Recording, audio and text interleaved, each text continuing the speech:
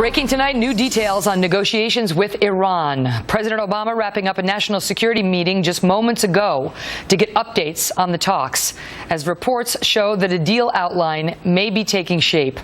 All this after the State Department confirms that talks will go past tonight's deadline.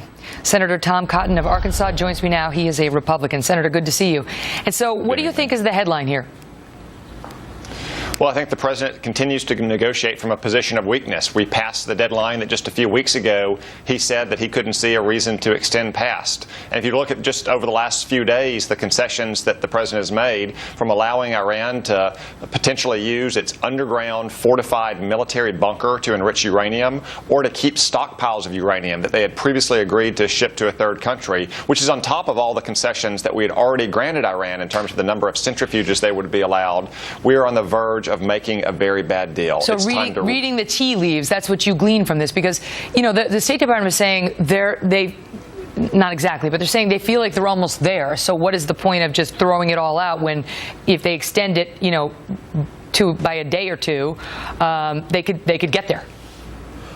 Megan, the fact that the president is willing to go back on his own words from just a few weeks ago and extend past the March 31st deadline sends a signal of weakness to the Iranians. And that's the problem we've had since the beginning of these negotiations over a year ago. We were in a position of strength because of the sanctions that Congress had imposed on Iran and that the world was following. But the president lifted those sanctions just to bring Iran to the negotiating table, and we've continually given away the best cards we hold. The best approach would be to walk away now, to reinstitute those suspended sanctions, and then to impose new sanctions to get back to a position of strength so we can negotiate a better deal. How are we going to get them? I mean, basically the administration was rolling along with tough sanctions that would have ideally led to complete capitulation. But they stopped before they got to complete capitulation because Iran was willing to talk, and so were we.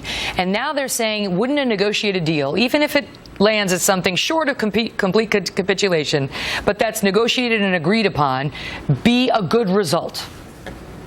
Megan, I, like most other Americans, would be happy to see a negotiated deal that blocks Iran's path to a nuclear weapon, not just today and tomorrow, but 10 and 15 years from now. The president is largely isolated on this question. 370 members of the House of Representatives said they wanted to see a deal that blocked any path. The socialist government of France is drawing a harder line than the president is right now. The president needs to stop, take stock of the mistakes that got us to this point, and work with Congress to reimpose tougher sanctions so we can once again negotiate from a position of strength, not of weakness. Senator Tom Cotton, good to see you, sir. Thank you, Megan.